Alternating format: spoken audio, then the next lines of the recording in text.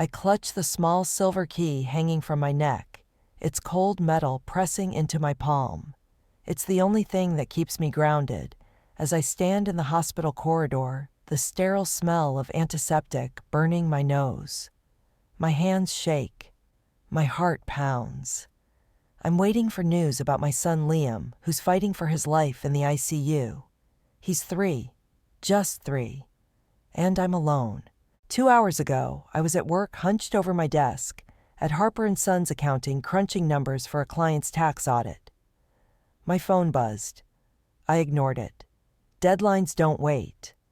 Then it buzzed again. And again. When I finally picked up a nurse's voice cut through, "Miss Claire Thompson, your son's been in an accident. Come now." I dropped everything. My coffee spilled. My laptop crashed to the floor. I ran. Now I'm here, pacing. The fluorescent lights hum above me.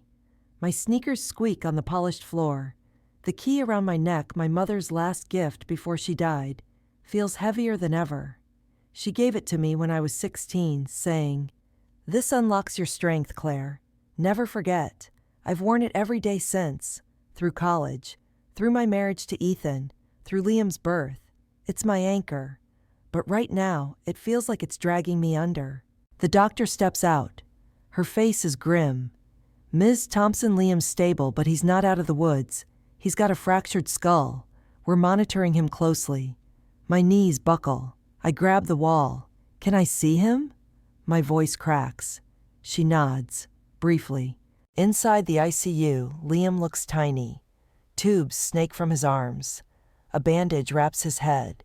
His chest rises and falls too slow. I touch his hand so small in mine. "I'm here, buddy," I whisper. "Mommy's here." Tears burn my eyes. I don't let them fall. Not yet. I step out and call Ethan. My husband. My rock. The man who promised to stand by me through anything. It goes to voicemail. I try again. Nothing. My stomach twists. He's probably stuck in a meeting. He's a project manager at a construction firm, always juggling clients. But this is Liam. He'd answer for Liam. I text Liam's in the hospital. "Accident. ICU. Come now." No reply. Hours crawl by. I sit in the waiting room clutching the key. Nurses pass. Machines beep. My phone stays silent. "Where is he?" I call his office. His assistant Tara picks up. "Mr. Thompson left early today." She says, her voice clipped. "Said he had a personal matter." Personal matter. My son's fighting for his life, and Ethan's nowhere to be found. By midnight, Liam's still stable but unconscious. I'm exhausted, my eyes gritty. I check my phone again. Nothing. Rage bubbles up, mixing with fear. I call Ethan's best friend, Mike. He hesitates when he hears my voice. "Claire, I don't know how to say this."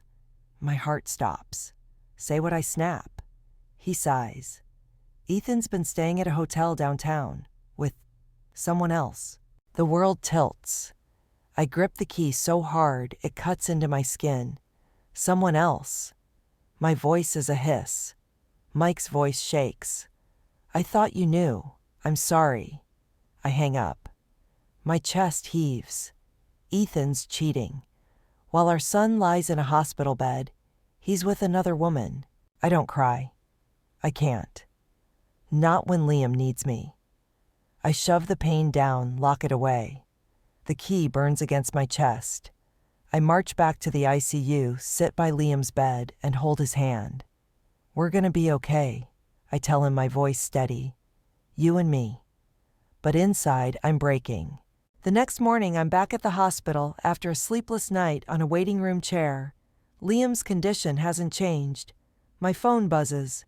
It's Ethan. Finally. I answer, my voice ice cold. "Where are you?"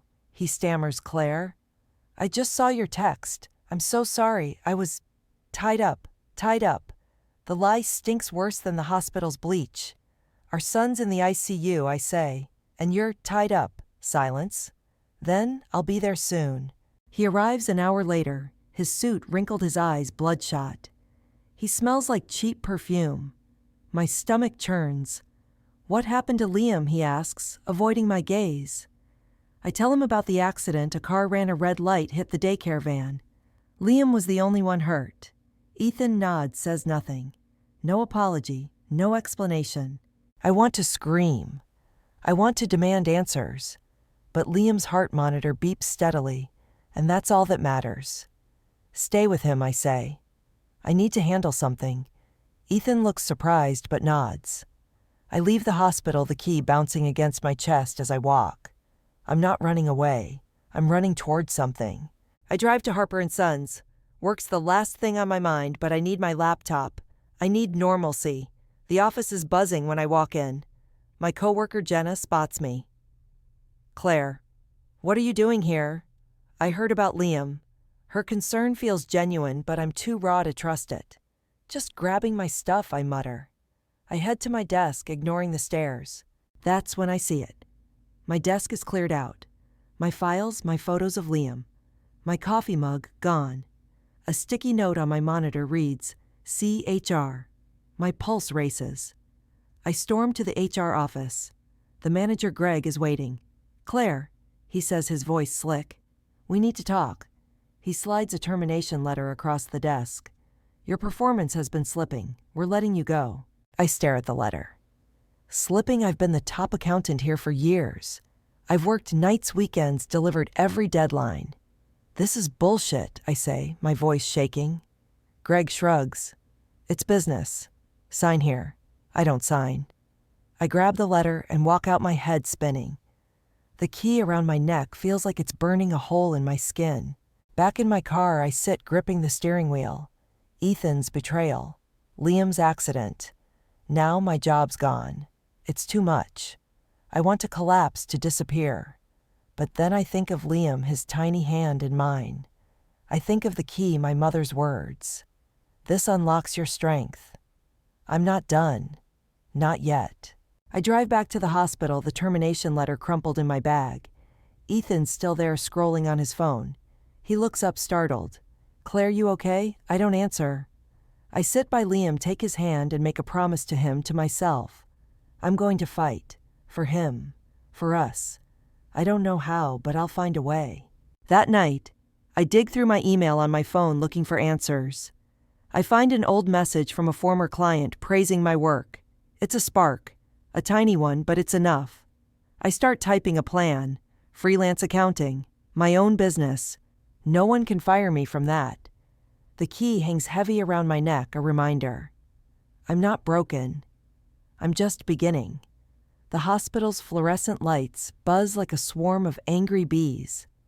I'm back in the ICU, sitting by Liam's bed, his small chest rising and falling under a tangle of tubes. My fingers graze the silver key around my neck, its edges worn smooth from years of worry. It's 2 a.m. My eyes burn, but sleep's a luxury I can't afford. Not when my world's collapsing. Ethan left an hour ago, muttering about work tomorrow. His excuse stinks worse than the hospital coffee I'm choking down. I know he's not going to the office. He's going to her, whoever she is. My phone's still silent.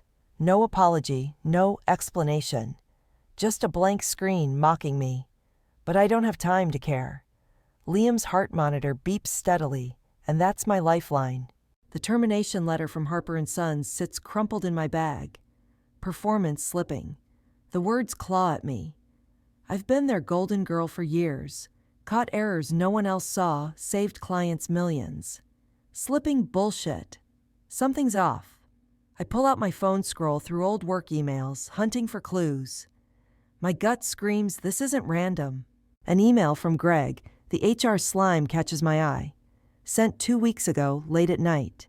Subject, Thompson project. It's vague, but the body mentions reassigning Claire's accounts to Jenna, my coworker. Jenna, who's been gunning for my spot since she joined. My pulse quickens.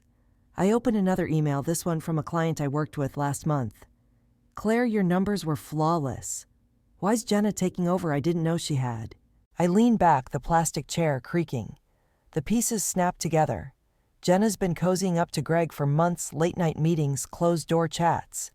I thought it was ambition. Now I see it's sabotage. They tanked me, stole my work, slapped my name on their mistakes, and got me fired. Rage surges hot and sharp.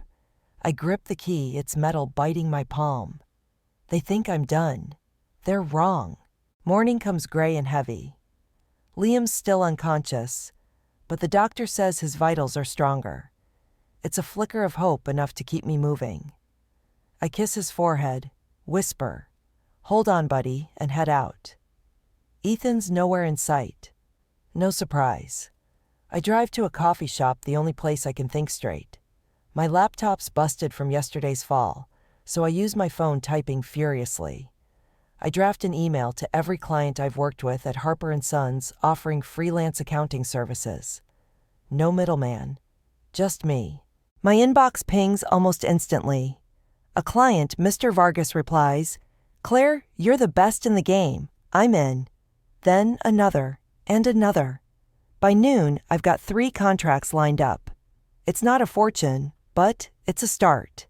The key swings against my chest as I work a reminder I'm not helpless. I'm building something.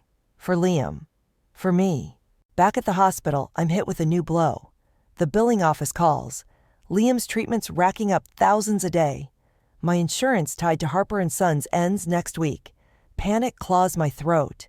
I can't lose coverage. Not now. I call Greg. Demand answers. "You can't just cut me off like this," I snap. He's smug, his voice dripping with fake sympathy. "Policy's clear, Claire. No job, no benefits. Sorry." I hang up, shaking. This isn't just about my desk. They're screwing me over deliberately. I need proof. I text Sam, an IT guy from work I've always trusted. "Can you check something for me discreetly?" He agrees to meet after hours at a diner across town. The place smells like grease and burnt toast. Sam slides into the booth looking nervous. "Claire, you're playing with fire," he says, pushing a USB drive across the table. "This has logs from the server. Emails file changes everything. I saw your name in some shady stuff." I plug the drive into my old tablet, heart pounding. The files show Jenna accessing my accounts, altering my reports, planting errors. Greg signed off on it. There's even an email from Jenna to a rival firm offering insider data from my clients. My blood boils. They didn't just fire me, they framed me to steal my work and sell it. This isn't just unfair. It's illegal. I look at Sam, my voice low. "Can you back this up?" He nods. "Already did. But Claire, if you go after them, they'll hit hard. Greg's got connections." I clutch the key, its weight steadying me. Let them try. That night, I'm back by Liam's side. He stirs his fingers, twitching. My heart leaps. "Liam," I whisper. His eyes don't open, but it's something. A sign. I lean close, my voice fierce. "We're fighters, you and me. We're gonna make it." The key dangles between us, catching the dim light. It's not just a trinket anymore. It's my promise to Liam, to myself. But trouble's brewing. Ethan shows up looking rougher than yesterday. "Claire, we need to talk," he says, his voice shaky. I don't look at him. Not now. He grabs my arm. "It's important." I yank free, glaring. "Our son's in a coma, and you're playing house with someone else." "What's more important than that?" His face crumples, but he doesn't deny it. "I messed up," he says. "But there's more. It's about your job." I freeze. "What about my job?" He hesitates, then spills. "Jenna. She's my cousin. She asked me to keep you distracted. Said it'd help her get ahead at work." My jaw drops. Ethan knew. He didn't just betray me with another woman, he helped Jenna ruin me. The key burns against my skin, but I don't flinch. I step closer, my voice deadly calm. "Get out. Don't come back." He leaves, head down. I'm shaking, but not from sadness. It's fury, clarity. Ethan's not my rock. He's my anchor, dragging me down. I cut the chain. I'm free. Back at my laptop, I draft a new email, this time to a lawyer I know from a client's case. I attach the USB files, lay out everything: Jenna's sabotage, Greg's complicity, the rival firm. "Can we sue?" I ask. Her reply comes fast. Hell yes. This is fraud. Let's nail them. I smile for the first time in days. The key feels lighter now, like it's finally unlocking something. Liam's monitor beeps. I hold his hand, my resolve hardening. Jenna, Greg, Ethan, they thought they could break me. They're about to learn who I really am. The hospital air is thick, heavy with the tang of bleach. I'm hunched by Liam's bed, his tiny hand limp in mine. The silver key around my neck glints under the dim ICU lights, a cold reminder of the fight I'm in. It's been 3 days since I kicked Ethan out. 3 days since I learned he helped Jenna torch my career. My phone buzzes another email from my lawyer, Karen. We've got a case, she writes. Fraud, defamation, wrongful termination. Meet me tomorrow. My pulse spikes. This is real. I'm going after Harper and Sons. Liam stirs his eyelids, fluttering. My heart leaps. Buddy, I whisper, leaning close. No response. Just a twitch. The doctor warned me progress would be slow, but every sign fuels me. I kiss his forehead, the key brushing his cheek. We're not quitting, I say, my voice fierce. I mean it for him, for me. Morning hits like a freight train. I'm at Karen's office downtown, a cramped space stacked with legal files. She's all business, her glasses perched low. The USB drive's gold, she says, tapping a folder. Jenna falsified your reports. Greg approved it. They funneled your clients to a rival firm for kickbacks. We can sue for damages, big ones. I nod, gripping the key. What's the catch? Karen leans back. They'll fight dirty. Greg's got lawyers on speed dial, and Jenna's already spreading lies, saying you cooked the books. My stomach lurches. Lies? Karen slides a printout across the desk. It's an internal memo from Harper and Sons leaked online. Claire Thompson under investigation for financial misconduct, it reads. My name dragged through the mud. I'm shaking, not with fear rage. They're framing me again. The key burns against my chest. What do we do, I ask. Karen's eyes narrow. We hit first. File the lawsuit today. Demand a public audit of their books. They'll crack. I leave her office, head spinning. The lawsuit's a gamble. If we lose, I'm broke, blacklisted. But if I don't fight Jenna and Greg win, I think of Liam, his heart monitor's steady beep. I think of the key, my mother's voice. This unlocks your strength. I call Karen. File it. By noon, the news breaks. My lawsuit's public, splashed across local business blogs. Ex-accountant sues Harper and Sons for fraud. My phone explodes texts from old coworkers, reporters, even clients. Most are supportive. Some aren't. One anonymous message reads, "Back off or you'll regret it." I delete it, but my hands shake. This is bigger than I thought. I head to the hospital, dodging a reporter outside. Liam's awake when I get there, his eyes half open. My breath catches. "Mommy," he mumbles, voice weak. Tears spill before I can stop them. I hug him gently, careful of the tubes. "I'm here, buddy." He smiles, small but real. For the first time in weeks, I feel light. The key dangles between us, catching his gaze. "Pretty," he whispers. I laugh, wiping my eyes. Yeah, it is. But the high doesn't last. Ethan shows up unannounced. His face is haggard, tie loose. "Claire, we need to talk." I stiffen my hand, closing around the key. "I told you to stay away." He steps closer, voice low. "You're suing Jenna. She's family. You're tearing us apart." I laugh, sharp and bitter. "Us? You tore us apart when you cheated. When you helped her ruin me." His eyes dart away, guilty. "I didn't know she'd go that far," he mutters. "She just needed a leg up." I step into his space, voice like steel. "Our son's in a hospital bed, and you picked her over us. Get out." He hesitates, then leaves. I'm trembling, but not from weakness. I'm done begging for scraps of loyalty. That night, I'm at a cheap motel. My apartment's lease ran out, and I can't afford it without my job. I'm poring over the USB files on my tablet, cross-referencing dates. A pattern emerges. Jenna's errors started months ago, right when she began mentoring with Greg. They planned this long before Liam's accident. My firing wasn't random, it was a heist. Then my phone rings. It's Sam, the IT guy. His voice is panicked. Claire, they know I helped you. Greg's threatening to fire me. He's got people digging into your past. My heart races. Digging for what Sam hesitates.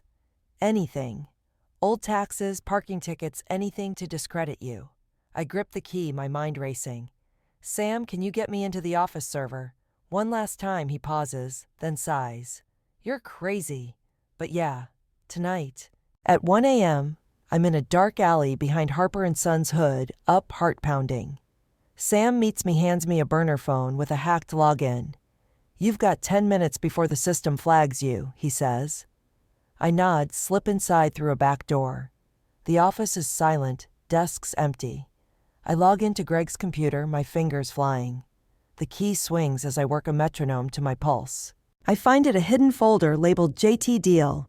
Inside are contracts, emails, proof. Greg and Jenna sold my client data to a rival firm for $200,000. My name's on forged documents, making it look like I approved it. I copy everything to the USB, my breath shallow. Footsteps echo outside. Security. I yank the drive, shut down the computer, and bolt. I'm out the door before the guard turns the corner. Back at the motel, I'm wired, adrenaline pumping. The files are a gold mine. Karen's going to bury them. But as I save the data, a new email pings. It's from Jenna, sent to my personal account. No subject. Just one line. You think you're smart? Check your bank. My stomach drops. I log into my account. My savings $8,000, all I had left, are gone. Wiped. A transaction note reads, authorized transfer. I stare at the screen, my vision blurring. The key feels like a noose now choking me. They're not just fighting dirty, they're destroying me. Liam's bills, my motel, food, it's all gone. I want to scream to break something, but I don't. I close my eyes, breathe, and touch the key. This unlocks your strength. I'm not done. Not yet. The motel room smells like mildew and regret. I'm crouched on the sagging bed, staring at my bank account on my phone. $0. Jenna's email taunts me. You think you're smart? My savings, every cent I had, for Liam's bills, for food, for surviving, gone. The silver key around my neck feels like a lead weight, dragging me into the dark. I want to collapse, to give up. But Liam's face flashes in my mind, his weak smile in the ICU. I grip the key, its edges biting my palm.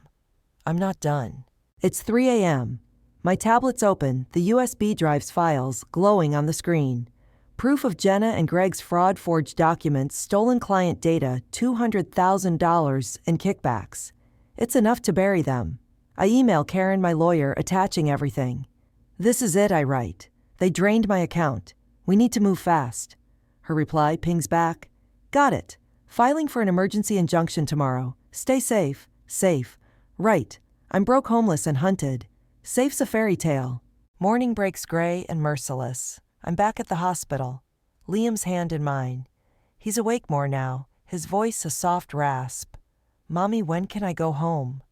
My throat tightens. Home. We don't have one anymore.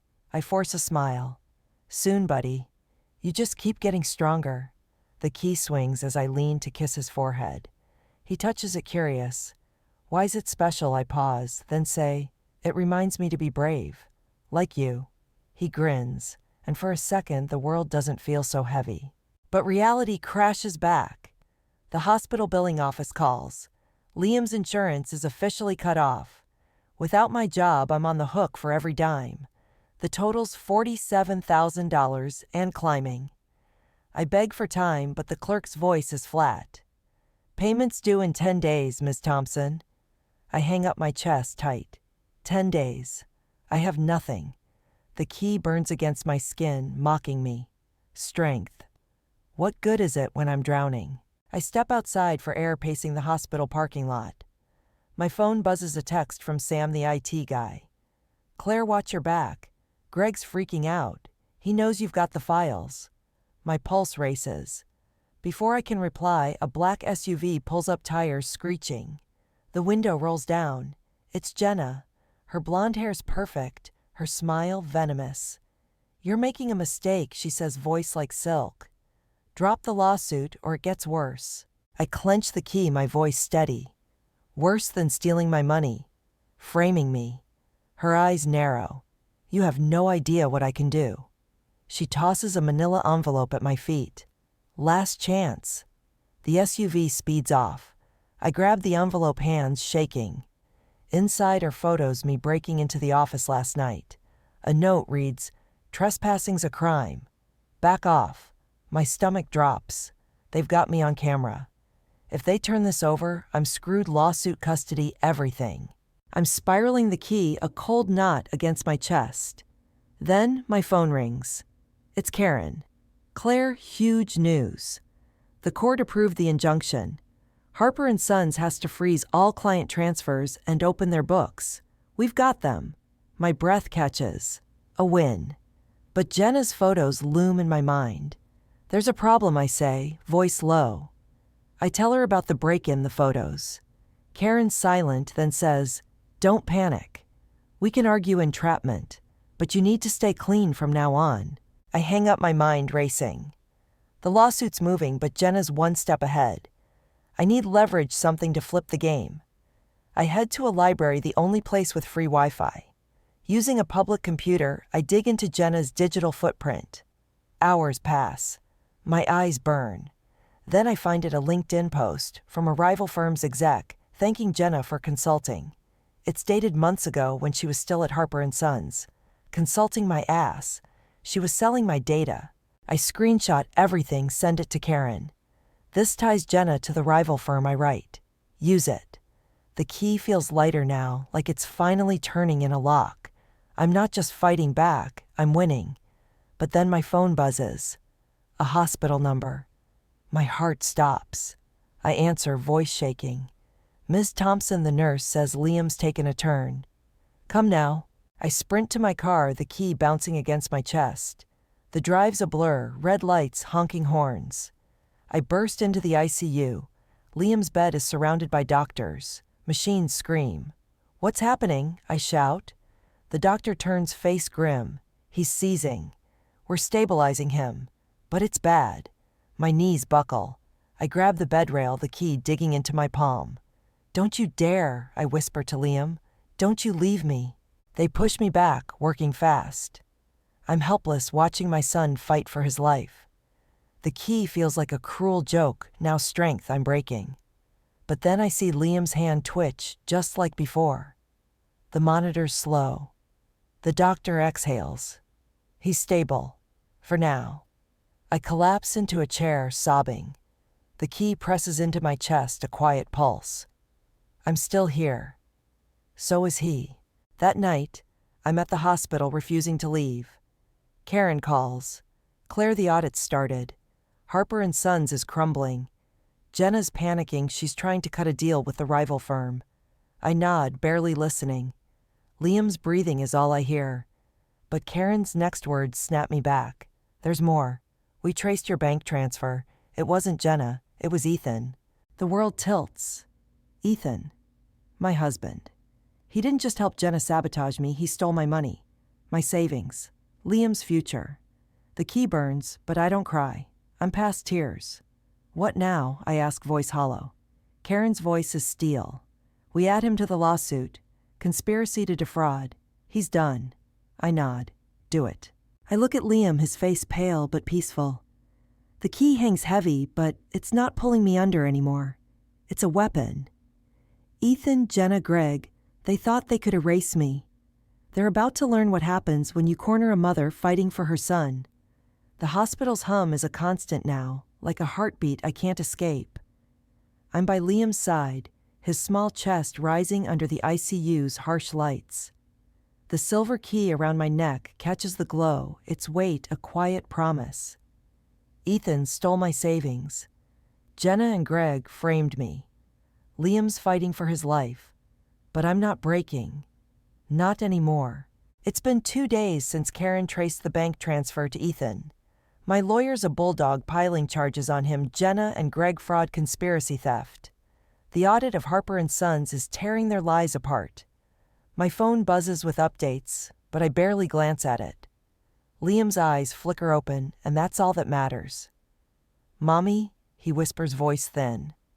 I squeeze his hand, tears stinging. "Right here, buddy." The key brushes his arm, and he smiles. It's enough to keep me going. Karen calls at dawn. "Claire, it's over. Harper & Sons settled." My breath catches. Settled. Her voice crackles with triumph. They're paying $300,000 for wrongful termination and damages. Jenna's fired facing criminal charges. Greg's out too. And Ethan, he's cut a plea deal. He's giving back your savings plus interest. I'm stunned, the key heavy against my chest. "What's the catch?" I ask, braced for a trap. Karen laughs. "No catch. They're scared. The audit found more dirt tax evasion insider trading. They're done." I hang up my head, spinning. $300,000. My money back. It's a lifeline, Liam's bills, a new place, a future. But it doesn't feel like victory. Not yet. I look at Liam, his monitors beeping steadily. The key feels warm now, like it's finally unlocked something. I'm not just surviving. I'm rebuilding. That afternoon, I meet Karen at her office to sign the settlement papers. The room's cluttered, but her desk is clear, the contract front and center. "You did it, Claire," she says, handing me a pen. I pause, the key swinging, as I lean forward. "This isn't just for me," I say. "It's for Liam." I sign, my hand steady. The weight of weeks, betrayal, fear, loss, lifts just a little. But there's one loose end. Ethan. He texts begging to meet. "I need to explain," he writes. I don't want to see him. His betrayal cut deeper than Jenna's or Greg's. But something closure maybe pushes me. I agree to a coffee shop, public neutral. He's there when I arrive, looking like he hasn't slept in weeks. His eyes are red, his hands fidgeting. "Claire," he starts, voice breaking. "I was weak. Jenna pressured me, said it was temporary. I never meant." I cut him off, my voice calm but sharp. "You stole from us, from Liam." I touch the key, its metal grounding me. "You chose her over your son." He flinches, tears spilling. "I know. I hate myself for it. I'm losing everything, my job, my family. I just want you to know I'm sorry." I study him, this man I once loved. He's small now, broken. I feel no anger, no need to lash out. Just pity. "I don't need your sorry," I say. "I needed you then. Not now." I stand, the key glinting as I walk away. He doesn't follow. The twist comes that night. I'm at the hospital reading to Liam when Sam, the IT guy, calls. "Claire, you need to hear this." His voice is urgent. "I found a recording on Greg's server. It's Jenna talking to the rival firm. She didn't just sell your data, she tried to pin it on you and Ethan." My jaw drops. Ethan, Sam's voice softens. "Yeah. She played him too. Told him it was a one-time deal to boost her career, but she set him up to take the fall if it went south." I sit back, stunned. Ethan wasn't the mastermind, he was a pawn. It doesn't erase his betrayal, but it shifts something. He's not my enemy. He's just lost. The key feels lighter, like it's letting go of a grudge I didn't know I held. I thank Sam, hang up, and look at Liam, now sleeping peacefully. "We're free," I whisper. Weeks later, Liam's discharged. His recovery's slow, but he's laughing again, chasing a ball in the park. We're in a new apartment, small, but ours paid for by the settlement. My freelance business is booming. Clients trust me, word spread. I'm not rich, but I'm enough. The key hangs around my neck, no longer a burden. It's a badge proof I survived. One evening I'm at the park watching Liam play. A woman sits beside me, her face familiar. She's a client's wife, someone I met months ago. "You're Claire Thompson, right?" she asks, smiling. "I read about your lawsuit. You're incredible." I blush, touching the key. "I just did what I had to." She shakes her head. "No, you showed people you don't break. You're a fighter." Her words hit deep. I think of the key, my mother's voice. "This unlocks your strength. I used to wear it to remember her. Now it's for me, for the woman who lost everything and built it back. I don't need Ethan's regret or Jenna's downfall. I don't need revenge. I have Liam's laughter, my work, my life. That's my win. That night, I tuck Liam into bed, his eyes bright. "Tell me a story, Mommy," he says. I smile, the key resting against my heart. Once there was a woman who thought she was broken, but she wasn't. She was strong, and she built a new world for her and her son. Liam grins. Did she live happy? I kiss his forehead. Yeah, buddy, she did. I turn off the light, step into the hall, and pause. The key glints in the mirror. I don't need to clutch it anymore. It's part of me now, like Liam's smile, like the life I've made. I'm not the woman Ethan left, or the accountant Jenna betrayed. I'm Claire, mother fighter whole. And for the first time, I know I'm enough.